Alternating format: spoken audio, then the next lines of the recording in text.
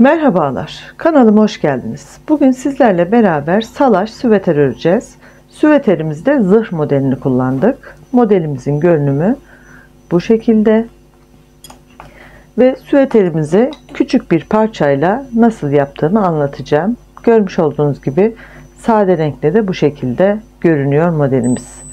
Arka tarafı da bu şekilde. Şimdi lastik kısmını yaparken diğer parçam için de hazırladım. 4 mm şiş kullandım lastik için.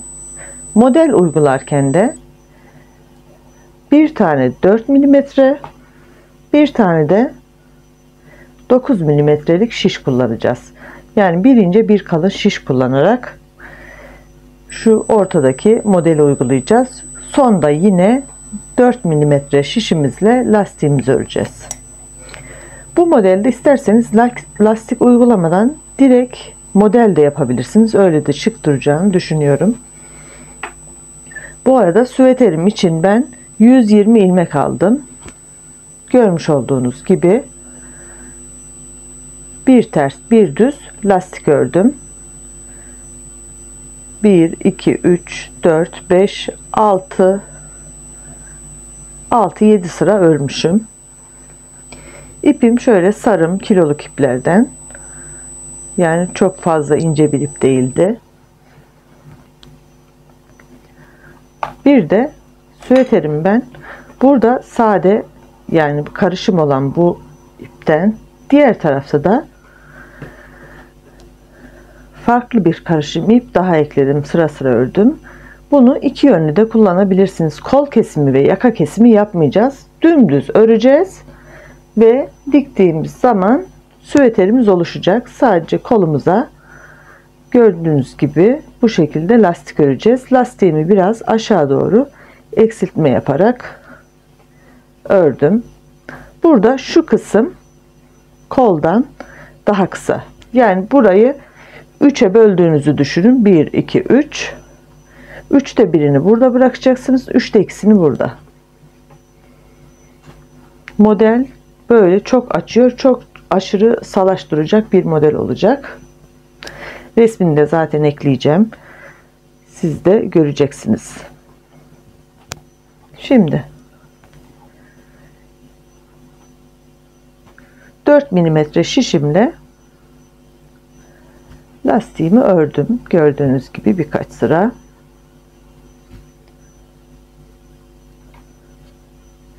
Burası örgümün arka tarafı.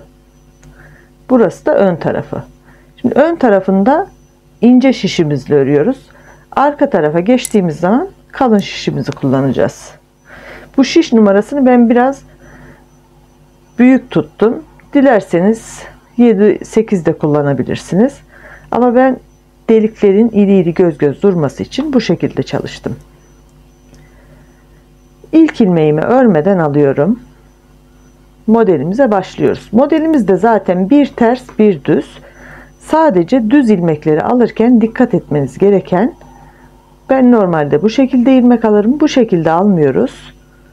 Ortadan battık ve düz ördük. Ters ilmeklerimi normal düz ilmek olarak örüyorum. Ters örüyorum, pardon. Düz ilmeklerime ortadan batarak hafif kıvrım vermiş oluyoruz ilmeğimize.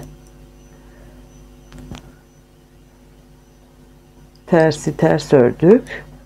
Düz ilmeğimizi buradan değil, ortadan batarak örüyoruz. Bir ters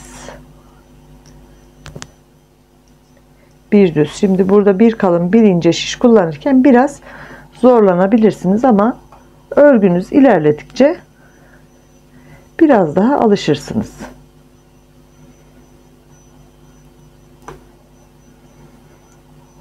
Şimdi sıramızı bu şekilde tamamlıyoruz. Ve bütün ilmeklerimi örerek sıramı tamamladım. Dönüyorum. Yine aynı şekilde örüyoruz. Hiçbir değişiklik yok. Sadece ön sırada ince şiş, arka sırada kalın şişle örgümüze devam ediyoruz. İlk ilmeğimi örmeden alıyorum. İkinci ilmeğim ters.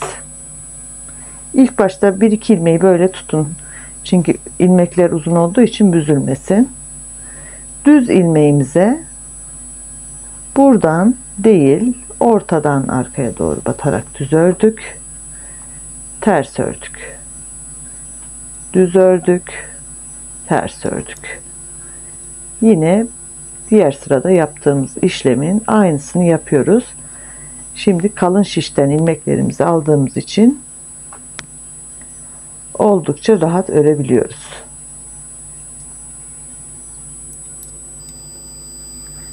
Gördüğünüz gibi modelimiz hemen kendini gösterecek. Şimdi küçük parçamda şöyle ön tarafını çeviriyorum. 1 2 3 4 5 model örmüşüm. 5 model öreceğim, ilerleteceğim.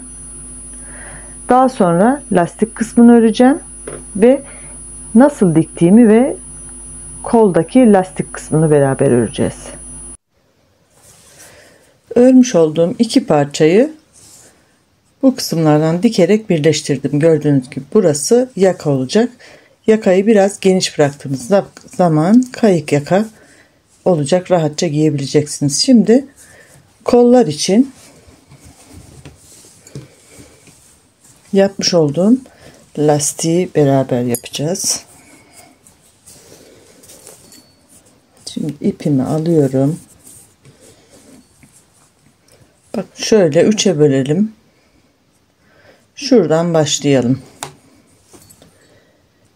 Burada şimdi kenardaki ilmekler büyük olduğu için her ilmekten bir tane çıkarırsak az gelecek. Tığ ile çekersek daha iyi olur.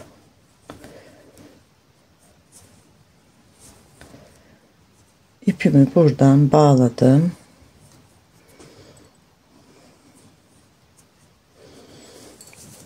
İlk ilmeğimi aldım. Sonra şuradan boşluktan batıyorum. İkinci ilmek. Bakın şu boşluklardan batarak ilmeğimizi alacağız ama bir de şöyle aradan batacağım ki kolumuzun lastiği böyle dar olmasın, geniş dursun.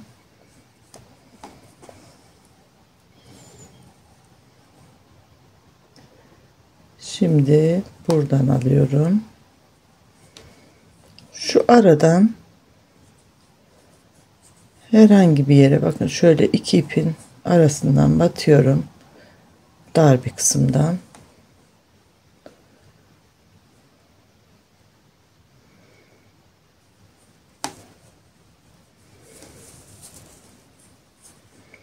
Şu aradan batıyorum yine şöyle ipi çektiğimizde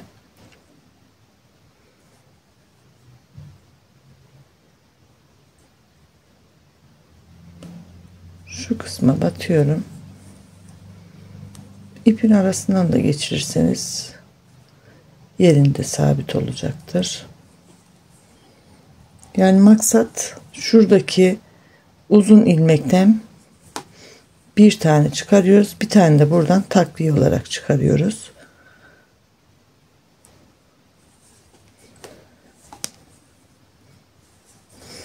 Şimdi bu şekilde ilmeklerimi çıkararak karşı tarafa kadar şuradaki mesafeyi aynı ayarlayacağım ve beraber devam edeceğiz.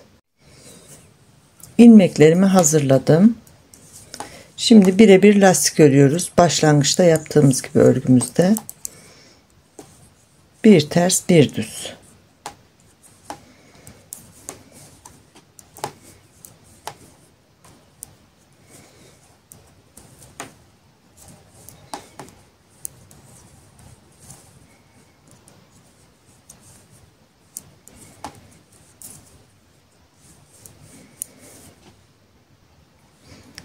Sıramı tamamladım. Dönüyorum. Şimdi burada biraz daralttık. Bakın ucunu sivri yapmıştım lastiğimin. Bu nasıl yaptım bunu? Onu göstereceğim.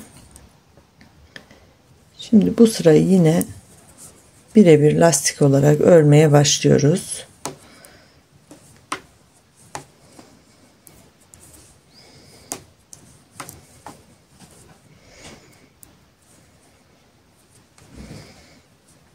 Kademeli ördüğümüz zaman zaten çok kolay elde edeceğiz. Şimdi hızlı bir şekilde ilerlemek isterken terslikler olabiliyor.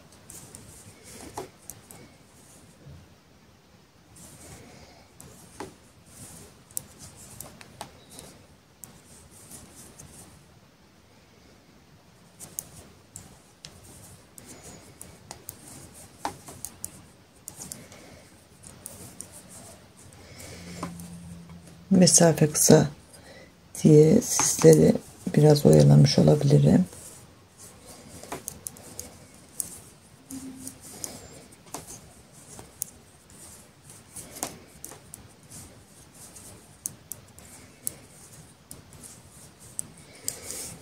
Bakın ördüm. Sonda 2 ilmeği örmüyorum.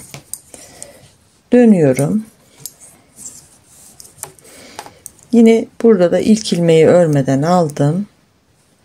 Lastik örmeye devam ediyorum. Yani bir düz bir ters.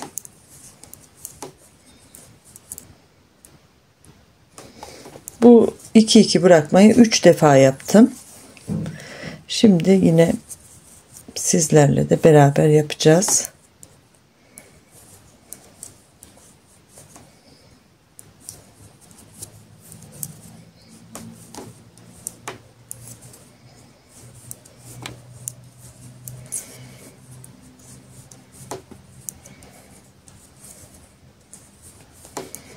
Yani dümdüz lastik de örebilirsiniz aslında ama ben bu şekilde daha şık duracağını düşündüğüm için bu şekilde yaptım. Burada da 2 ilmeğimi bıraktım. Yine dönüyorum. İlk ilmeğimi örmeden aldım ve ikincisinden ters ilmekle başlıyoruz. Yine bir ters bir düz ilerliyoruz.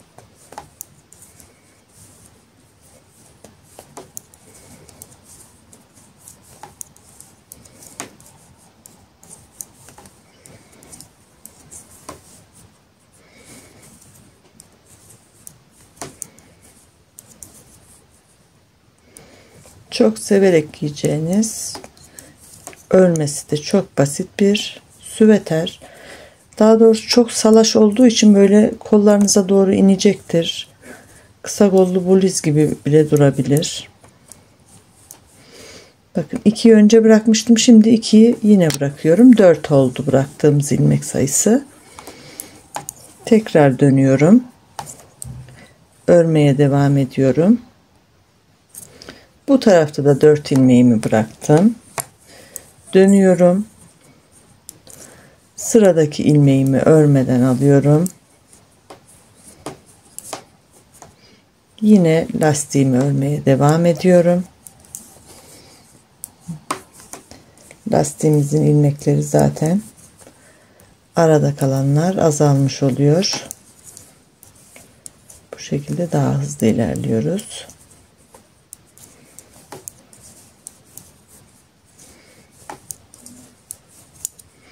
2 4 6 sonuncuyu örüyorum. Bakın burada şimdi 6 oldu. Döndüm. Örmeden aldım. Bir düz bir terse devam.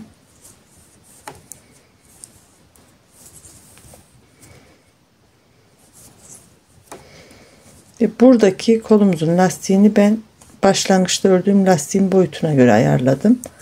Yani siz 8-10 sıra lastik örmüşseniz burayı 8-10 sıra yapabilirsiniz ve burada bıraktığımız 2 4 6 ilmeği 8 10 böyle çoğaltabilirsiniz de basamağı ilerletmek için. ilmeğimiz daha var sanırım. 2 4 6 2 ilmek daha öreceğim. Gördüğünüz gibi burada da 6 ilmeğimiz kaldı. Dönüyoruz. Her iki tarafta da 6 ilmeğimiz kaldı.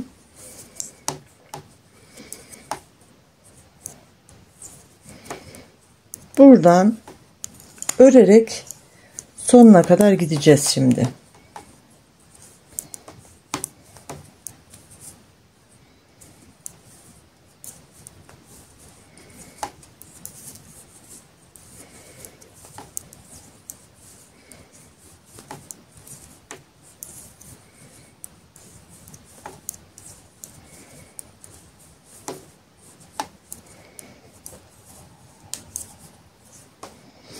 Bakın, burası döndüğümüz yer. Döndüğümüz yerde şu alttaki ipi de takıyorum. Her iki ipi beraber ördüm.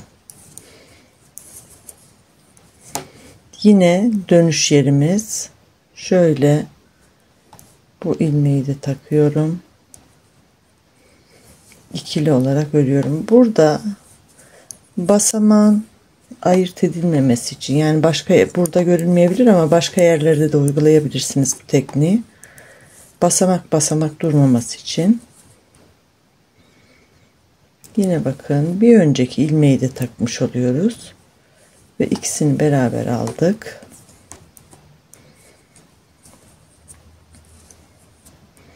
Sıramızı tamamladık. Şimdi buradan yine örerek 6'ya kadar geleceğim. Sondaki 6 ilmeğimiz ve şurada dönüşümüzü yapmıştık. 3. dönüşte buradaki ilmeğimiz. Bakın, burada da ters ilmeğe denk geldik. Yine bir önceki ilmeği şişime takıyorum ve bu ikili olan ilmeği yine ters olarak ördüm. Bu ilmeğimi de alttan takıyorum. Yine burası da ayrım yeri olduğu için. İkisini beraber düz ördüm. Ters ördüm. Burada düz ördüm. Şimdi ayrık duran yerler belirgin. Yine alttan çekiyorum. İkisini beraber ördüm. Bir düz, bir ters ve sırayı tamamladım.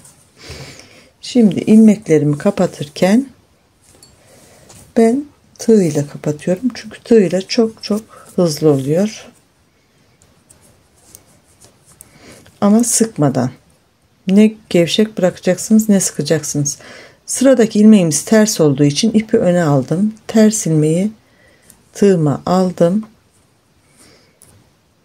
İkisini beraber topladım. Şimdi düz ilmekteyiz. İpimiz arkada. Düz ilmeğimi aldım. İkisini beraber topladım. İpim önde. Ters ilmeğimi aldım. Bakın, ilmekleri sıkmıyorum farkındaysanız. Şimdi düz ilmeğimi aldım. Ters ilmekte ipi hemen öne geçirin.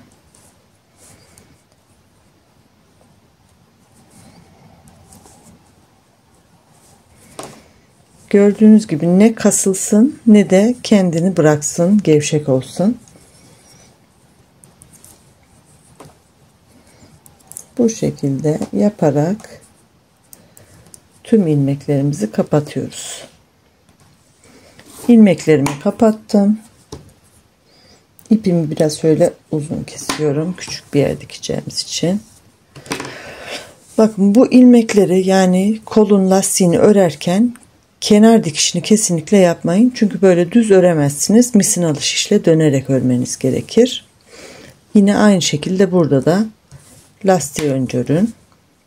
Şöyle katladığımızda bakın, yukarının ve aşağının orantısı gayet belirgin.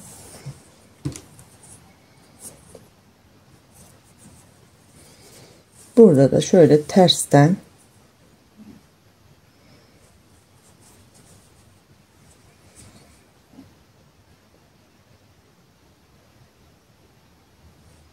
artık ilmekleri birbirine denkleyerek düzgün bir şekilde dikeceğiz.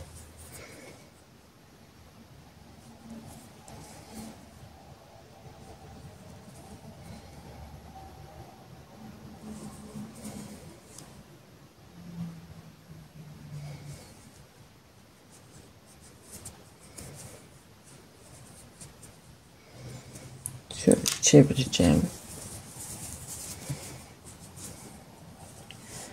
Gördüğünüz gibi gayet düzgün dikişimizi de yapmış olduk. Şöyle bağlamadığım için açıldı ama bluzimizin ya da süveterimizin diğer kolunu da yapıyoruz ve güzel günlerde mutlu bir şekilde giyiyoruz inşallah. Umarım beğenmişsinizdir. Yapacak olanlara şimdiden kolaylıklar diliyorum. İzlediğiniz için çok teşekkür ediyorum. Bir sonraki videoya kadar hoşça kalın. Kendinize çok iyi bakın.